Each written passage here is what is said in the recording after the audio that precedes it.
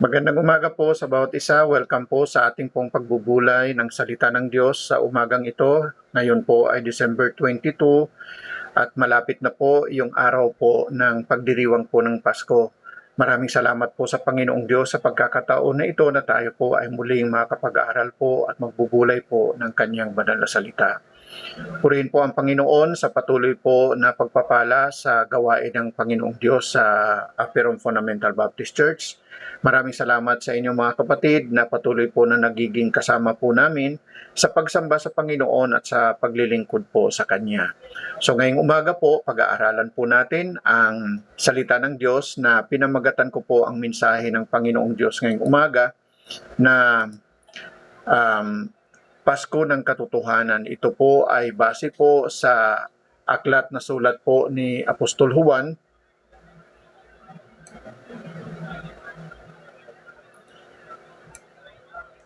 Sa Juan Kapitulo 1, talatang 9 hanggang talatang 14. Nais ko pong basahin po ang mga talatang ito. Talatang 9, siya ang tunay na ilaw na tumatanglaw sa bawat dumarating sa sanlibutan. Siya noon ay nasa sanlibutan at ang sanlibutan ay ginawa sa pamamagitan niya. Gayon may hindi siya nakilala ng sanlibutan. Siya ay naparito sa kanyang sariling tahanan at siya ay hindi tinanggap ng kanyang sariling bayan. Subalit ang lahat ng tumanggap sa kanya na sumasampalataya sa kanyang pangalan ay kanyang pinagkalooban sila ng karapatan na maging mga anak ng Diyos. Na ipinanganak hindi sa dugo o sa kalooban ng laman o sa kalooban ng tao, kundi ng Diyos. At naging tao ang salita at tumahang kasama namin. At nakita namin ang kanyang kaluwalhatiang gaya ng satanging anak ng Ama, puspos ng biyaya at katotohanan. Pagpalain ng Panginoong Diyos ang kanyang banal na salita. Manalangin po tayo. O Diyos sa magbanal, Diyos na makapangyarihan sa lahat. Maraming salamat po sa pribilehiyong ito ng iyong salita ay aming pong binasa, tutunghayan at pag-aaralan. Nagtitiwala kami na ang banal na Espiritu ang siyang gagabay sa amin at tuturuan ninyo kami, O Diyos, sa iyong mga katotohanan na nais ninyong maging sentro sa aming pong pagdiriwang sa Paskong ito. Samahan ninyo kami, Panginoon, sa lahat ng mga gawain namin, sa lahat ng aming pong mga isa sa puso't isa sa isip sa pagdiriwang po ng Paskong ito, nawa ito ay kaluguran sa iyong banal na paningin. Pagpalain ninyong bawat isa at dalangin ko po na ikaw magpuno sa mga pangailangan ng bawat isa at ikaw ang maging kaaliwan sa mga kapatiran maging sa panahong ito. Salamat sa lahat ng blessings na ito at ibinabalik ko po sa iyo lahat ng papuri, lahat po ng kaluwalhatian sa pangalan lamang po ng aming Panginoon at tagapagligtas na si Kristo Jesus. Amen at amen. Mga kapatid, patuloy po nating hilingin sa ating pong Panginoong Diyos na ang ating pagdiriwang sa Paskong ito ay hindi lamang po nakasentro sa mga bagay na ating pong nakikita o mga bagay na material. Nawa ito ay nakasentro sa katotohanan na meron tayong Diyos, Diyos na mapagmahal. At ipinakita niya ang kanyang pagmamahal sa bawat isa sa atin sa pamamagitan ng kanyang pagkakaloob ng kanyang bugtong na anak na si Jesus na ating Panginoon at tagapagligtas. Ito po yung sentro ng ating pong pagdiriwang ng Kapaskuhang ito. Ngayong umaga, titingnan po natin ang topic patungkol po sa Pasko ng Katotohanan. Ang Pasko na ito ay nagpapahayag ng katotohanan, unang-una sa lahat, patungkol kay Kristo Jesus. Sino nga ba ang ating pong Panginoong Kristo na ating pong ipinagdiriwang ang kanyang kapanganakan maging sa kapanahonang ito? Ang sabi po sa Juan Kapitulo 1, talatang 14, at naging tao ang salita at tumahang kasama namin at nakita namin ang kanyang kaluwalhatiang gaya ng satanging anak ng Ama, puspos ng biyaya at katotohanan. Ang Panginoong Kristo ang binabanggit po sa talatang ito ng Juan Kapitulo 1, talatang 14. Ang pagtukoy sa kanya una sa lahat ay siya ay tinatawag na salita. At ang salitang ito ay nagkatawang tao. At ang salitang ito ay Diyos ayon po sa Juan Kapitulo 1, talatang 1 at talatang 2. So makikita po natin na ang Panginoong Kristo ay hindi lang basta tao, siya po ay Diyos na nagkatawang tao. Kaya nga ang sabi po dito sa huling bahagi po ng talatang 14, At nakita namin ang kanyang kaluwalhatian, kaluwalhatiang gaya ng satanging anak ng Ama, puspos ng biyaya at katotohanan. At siya ay nanahan na kasama po ng bawat isa sa atin o ng mga apostol nung panahong ito o ng mga piniling mga tao nung kapanahonang ito ng kapanganakan ng ating Panginoong Kristo. At ang sabi nga sa unang bahagi ng talatang 14, ang salita ay tumahang kasama namin. At bilang patunay ng salita ay nanahan na kasama po ng mga piniling mga individual na ito ay sabi nila si Kristo Jesus ay nakita namin at namasdan at nakasama namin. So ang ibig sabihin nito, ang word na ginagamit sa salitang ito ay ang salitang Griego na eskinosen, na ang ibig sabihin ay tabernacle o sa salitang Tagalog ay nanahan. Okay? So ang Diyos na nagkatawang tao at sa kanyang pagkakatawang tao sa persona ng Panginoong Kristo, siya po ay nanahan ng sangkatauhan. So ito po yung katotohanan patungkol kay Kristo Jesus. Siya po ay Diyos at siya po ay nanahan, nagkatawang tao, nagtabernakulo sa human flesh, sa presensya, sa persona mismo ng Panginoong Hesukristo. At siya ay nanahan sa nakasama ang sangkatauhan at ang patutuo ng kanyang mga disipulo at mga apostol.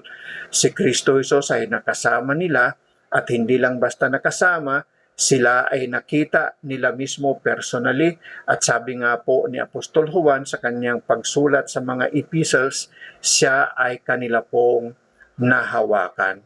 So ito po ang ating pong Panginoong Kristo. Katulad po ng binabanggit po ng mga testimonya ng mga biblical na mga persona na ang Panginoong Kristo ay tunay po na Diyos at siya ay nagkatawang tao at kanila pong nakasama, kanila pong namasdan at kanila pong nahawakan. Ang sabi sa Lumang Tipan, nagpapaalala sa atin na ang presensya ng Diyos ay talagang kasakasama ng kanyang mga piniling mga tao. Lalo't higit sa Lumang Tipan, sa panahon po ng karanasan ng mga Israelita, nung sila po ay naglakbay mula sa paglabas nila sa Ehipto patungo po sa lupang pangako. Sa kanilang paglalakbay na ito, ang presensya ng Diyos ay kani-kanila pong kasama sa tinatawag nilang Shekinah glory. At ang presensya ng Diyos ay nagmanifesto, nagpakita sa pamamagitan ng pillar of fire sa panahon po ng gabi at cloud po o ulap sa panahon po ng araw. So ang Diyos po ay kasakasama po ng sangkatauhan, lalo't higit ng kanyang mga piniling mga individual. Sa Lumang Tipan, ang mga Israelita, at sa panahon natin sa kasalukuyan, ikaw at ako na tunay po na pinili ng Diyos na manahan po sa presensya, ang kanyang presensya mismo ay manahan sa bawat isa sa atin. Katulad po ng binabanggit ng mga sulat po ni Apostol Pablo sa Bagong Tipan. Sa unang Korinto, Kapitulo 3, talatang 16, ito po ang kanyang sabi, "Hindi ba ninyo nalalaman na kayo ay templo ng Diyos at ang Espiritu ng Diyos ay naninirahan sa inyo?" So pinili po ng Panginoong Diyos sa persona ni Kristo Jesus na ating Panginoon at tagapagligtas na manahan po sa mga individual na talagang pinili niya at kinilala siya na kanilang personal na Panginoon at tagapagligtas. Ang sabi nga po sa unang Korinto, Kapitulo 6, talatang 11, patutuo at paalala din po sa sulat po ni Apostol Pablo, ang sabi, "O hindi ba ninyo nalalaman ng inyong katawan ay templo ng Espiritu Santo na nasa inyo, na tinanggap ninyo mula sa Diyos at kayo ay hindi sa inyong sarili?" So ang Diyos po ay nanahan Nung panahon ng lumang tipan, ang kanyang presensya ay nananahan sa kalagitnaan ng kanyang mga piniling mga individual at mga tao. Sa bagong tipan, siya po ay nagkatawang tao at nanahan na kasama po ng mga disipulo at mga apostol at mga tao na nakakita, nakahawak at nakasama niya. Sa kasalukuyan, siya po ay nananahan sa buhay po ng bawat isa sa atin. So alalahanin po natin si Kristo Jesus, Diyos, nagkatawang tao, at pinili po niyang manahan ang kanyang presensya sa bawat isa sa atin. Ang sabi po sa unang Juan, sa Juan, Kapitulo 1, talatang 29, kinabukasan nang makita ni Juan sa Jesus na papalapit sa kanya, sinabi niya, "Narito ang kordero ng Diyos na nag-aalis ng kasalanan ng sangkatauhan." Nagpapaalala po sa sulat na ito ni Apostol Juan, ang Panginoong Kristo ay Diyos na nagkatawang tao at ang kanyang layunin sa kanyang pagkakatawang tao upang ialay niya ang kanyang sarili na tinawag dito sa talatang ito na siya ay kordero ng Diyos. Siya ay isang hain, isang alay upang ang bawat isa nakikilala sa Kanya ay malinis at mapatawad sa kanyang kasalanan. So ang Panginoong Hesukristo, Diyos na nagkatawang tao, ang kanyang nais ay ialay niya ang kanyang buhay bilang kabayaran sa ating pong mga kasalanan.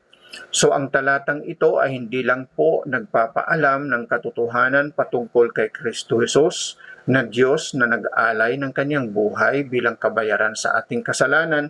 Ito rin po ay nagpapaalala sa atin na katotohanan na ikaw at ako ay tunay po na makasalanan. Tayo po ay malayo sa Diyos. Tayo po ay nalayo sa Diyos. Dahilan po sa ating pong pagsuway sa kanyang kabanalan, sa kanyang katuwiran, at sa kanyang kalooban. Nawa makita po natin ang ating pong mga sarili ng buong buo ng tunay sa liwanag po ng kabanalan ng Panginoong Kristo. At makikita lamang po natin yan kung ating pong makikita kung gaano po kabanal ang Panginoong Kristo na siya ay Diyos na nagkatawang tao at sa kanyang pagkakatawang tao wala siyang ibang minimithi kung hindi po ang paglilinis at kapatawaran sa ating pong mga kasalanan. Madalas hindi po natin kayang aminin yung ating pong mga pagkakasala, mga pagkukulang, at pagkakamali. Ngunit kung itatabi natin at ihahambing natin ang ating pong mga sarili kay Kristo Jesus at sa kanyang banal na salita, tayo po ay i-confront nito ng katotohanan kung sino at kung ano talaga tayo. Tayo ay makasalanan. At sa ating pagiging makasalanan, kailangan po natin ng tagapagligtas. At nangangailangan po ito ng matinding pagpapakumbaba sa harapan po ng ating pong Panginoong Diyos at sa Panginoong Kristo upang sa ganon matanggap po natin yung liwanag na meron po ang ating pong Panginoong Heso Kristo. Ang sabi po sa Juan Kapitulo 1, talatang 4 hanggang sa talatang 5, ang buhay ay nasa Kanya at ang buhay ay ang ilaw ng mga tao. Ang ilaw ay nagliwanag sa kadiliman at hindi ito naunawaan ng kadiliman. Ang Diyos ay nanahan na kasama natin. Sa mundo na ito, na puspos po ng kadiliman dahilan po sa kasalanan ng buong sangkatauhan. Bagamat napakadilim dahilan po sa kasalanan ng sangkatauhan ang mundo na ito na ating pong ginagalawan, pinili ng Diyos na siya po ay manahan na kasama ng buong sangkatauhan. Pinili ng Diyos na siya po ay magliwanag sa gitna po ng kadiliman na ito.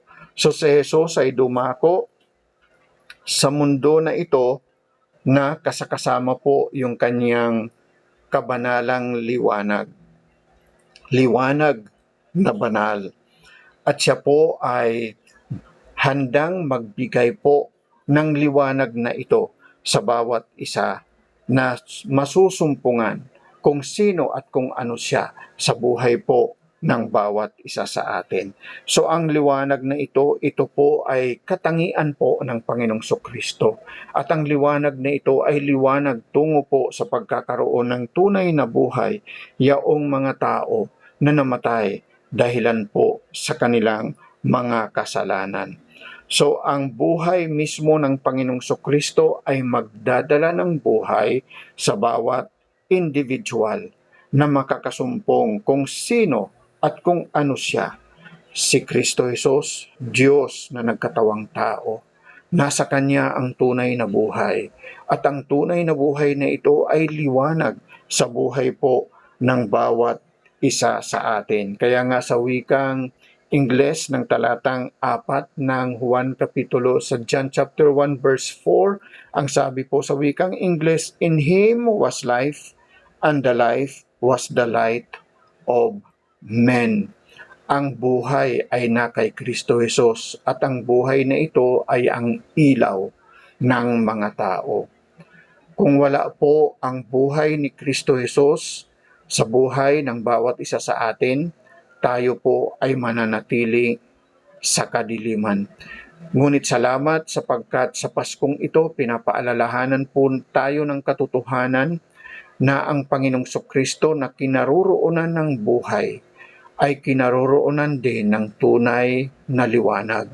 Kaya nga sa Paskong ito magdiwang po tayo sapagkat tayo po ay makakapamuhay po sa tanglaw ng kaliwanagan ng Panginoong Kristo dahilan sa buhay na walang hanggan na ating pong tinanggap mula sa Kanya.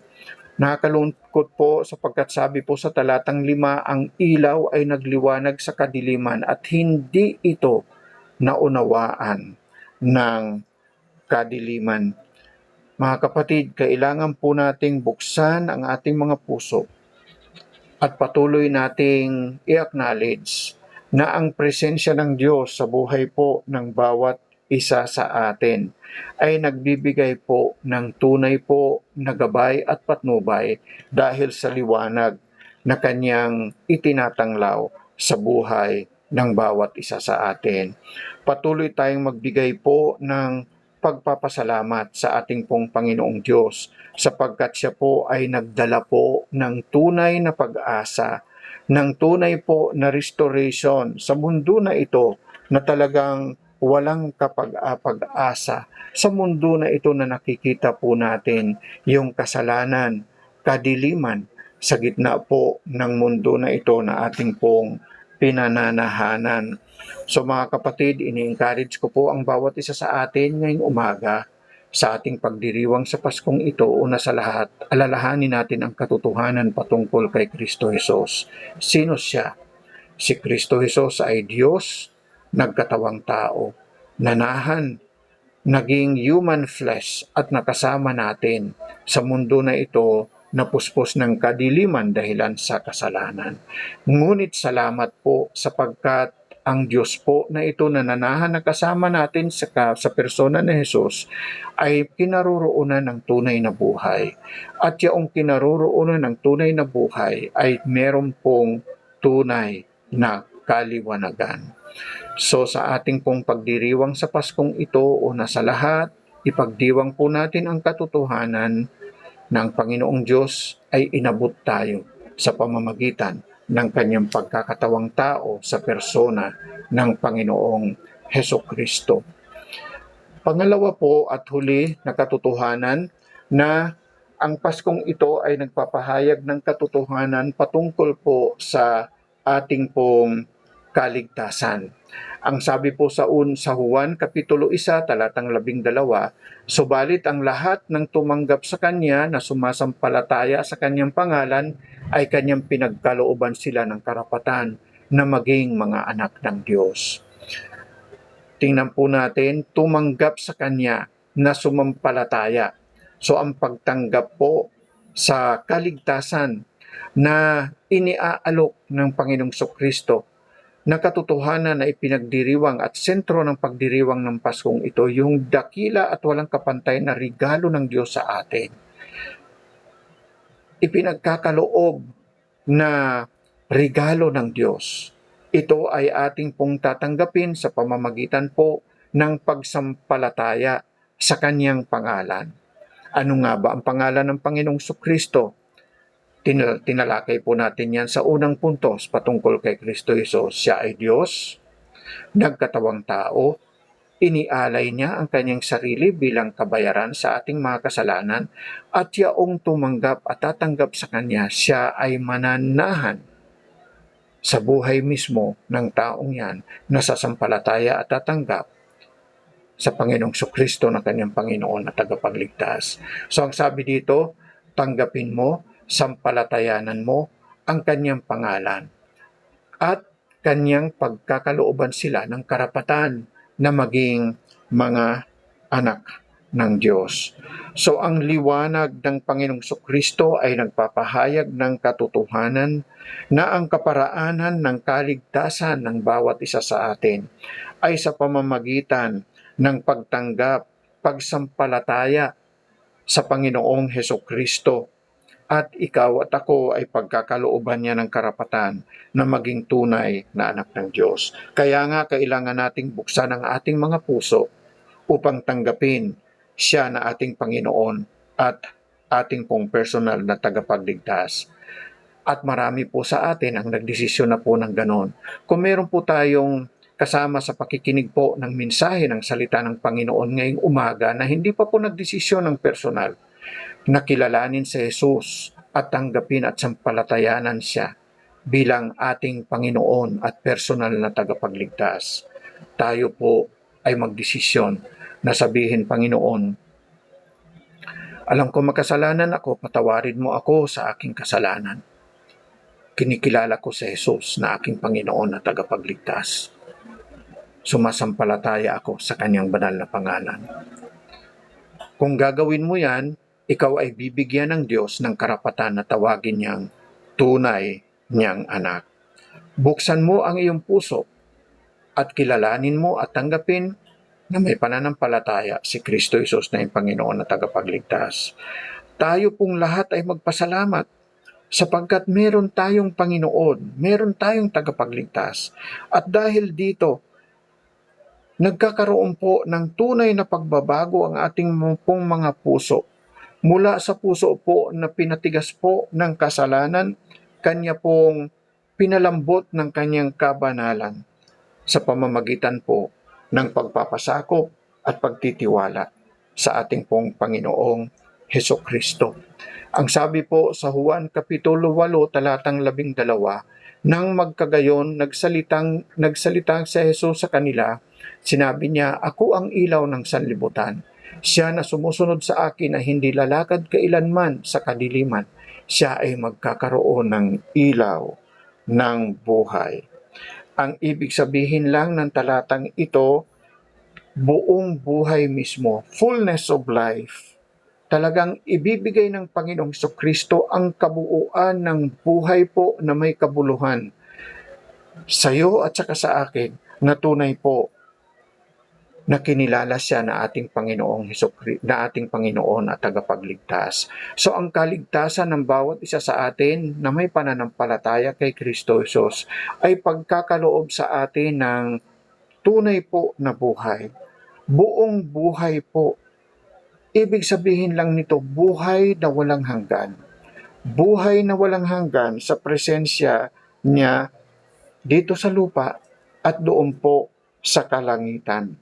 Yan po ay pagtanggap ng katotohanan na nangangailangan po na ikaw at ako ay tunay po na magkaroon ng puso at isipan na handang sumunod sa kanyang kalooban. Kaya nga ang sabi dito, ako ang ilaw ng sanlibutan, siya na sumusunod sa akin ay hindi lalakad kailanman sa kadiliman. Sumunod tayo sa Panginoong Kristo at ang kanyang pangako, hindi tayo dadalhin niya sa landas po na madilim. Hindi niya tayo ilalagay sa alanganin. Kung susunod tayo sa Kanya, lalakad tayo sa kaliwanagan ng ating pong Panginoong Hesukristo. Ngunit kung hindi po tayo lalakad at susunod sa Kanyang kalooban, tayo ay makakasumpong po sa landas po ng kadiliman. Salamat sa Panginoong Diyos, tayo po ay Kanyang kinatagpo at ipinakilala niya ang Kanyang sarili at sa pagkilos ng banal na Espiritu, kinilala natin siya na ating Panginoon na tagapagligtas at ang kaligtasan na meron tayo, ibig sabihin nito ay kabuuan mismo ng buhay. Buhay na walang hanggan, buhay ngayon at buhay po doon sa heaven magpakailanman sapagkat siya ay magkakaroon ng ilaw ng buhay. Kailangan nating magtiwala na ang Panginoong Sokristo sa gabay at patnubay ng banal na Espiritu ay magbibigay sa atin ng kakayahan upang tayo po ay makapanatiling lumalakad ayon po sa kanyang kaliwanagan at patuloy na nagnanais na may kagalakan na tayo po ay gamitin niya sa paglilingkod ayon sa kanyang ministeryo na nais niyang isakatuparan sa bawat isa sa atin. So ang buhay at kaligtasan na meron tayo sa Panginoon ay instrumento po upang ikaw at ako ay patuloy na lumago sa ating spiritual na relasyon sa ating pong Panginoong Hesukristo. Ang presensya ng Panginoong Hesukristo ay nagbabago sa bawat isa sa atin. Hindi lamang po nagbibigay ng pagbabago sa ating pong buhay, ito po ay nagkakaloob po ng patuloy po na paglilinis sa ating pong mga pagkukulang at mga kasalanan. Kaya nga ang liwanag ay nagdadala sa atin sa lugar na kung saan makakaranas po tayo ng tunay po na kapayapaan na nag-umpisa sa pagkakaroon po ng kapayapaan mula sa katotohanan na ikaw at ako ay nilinis at pinatawad sa ating pong mga pagkukulang at sa ating pong mga pagkakasala sa ating pong Panginoong Diyos. Ang layunin ng Panginoon sa Lucas 19 verse 10, sapagkat naparito ang anak ng tao upang hanapin at iligtas ang naligaw. So ang Paskong ito ay nagtuturo, nagpapahayag ng katotohanan patungkol sa ating kaligtasan. Ang kaligtasan na ito ay isinakatuparan ng Panginoong Sokristo na siyang Diyos na nagkatawang tao at nanahan sa ating pong kalagitnaan. Inialay niya ang kanyang buhay bilang kabayaran sa ating mga kasalanan. At ikaw at ako na sumampalataya, nagtiwala sa Panginoon, nagsisi sa kasalanan, at kinilala siya na ating kaisa-isang Panginoon na tagapagligtas, pagkakalooban niya tayo ng buhay na walang hanggan. Buhay po na punong-puno ng kabuluhan. Buhay po na nagbibigay po ng pag-asa. Buhay na nagkakaloob po ng kapayapaan sa ating mga puso at isipan. Buhay po na patuloy po na lumalakad ayon sa liwanag ng kanyang mga katotohanan. Ito ang kalooban ng Diyos. Siya ay naparito upang hanapin at iligtas ang mga naligaw. Kaya nga sa Paskong ito, magpasalamat, magpuri tayo sa ating Panginoong Diyos sapagkat ipinagkaloob niya si Kristo Jesus na ating Panginoon na tagapagligtas at inabot niya tayo sa buhay na tayo ay makasalanan at nilinis niya tayo sa ating mga kasalanan at pinatawad at binigyan po ng kasiguruhan ng buhay na walang hanggan.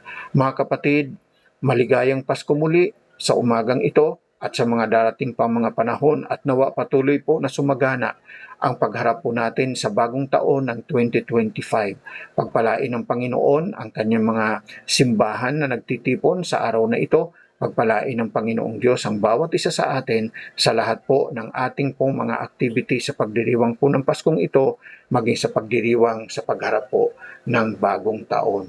Pagpalain tayo ng Panginoon ngayong umaga, pinag-aralan po natin Pasko ng Katotohanan. Merong dalawang katotohanan na ang Paskong ito ay nagpapahayag sa atin. Ito ay nagpapahayag ng katotohanan patungkol kay Kristo Jesus. Siya ay Diyos na nagtabernakulo, nanahan na kasama natin. At ito ay nagpapahayag patungkol sa kaligtasan na meron tayo. Kaligtasan na may pananampalataya sa Panginoong Kristo na nagkaloob sa atin ng kahulugan ng buhay na walang hanggan. Supurihin po ang Panginoon. Manalangin po tayo.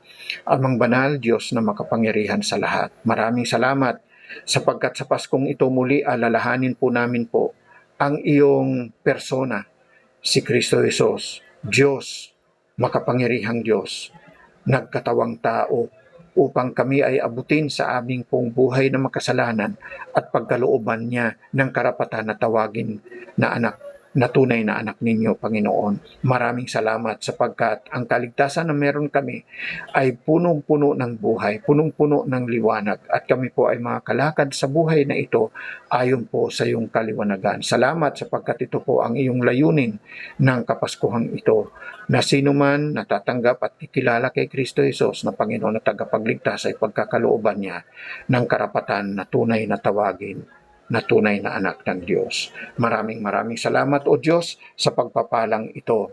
Nawa pagpalain ka nawa ng Panginoon at ingatan ka.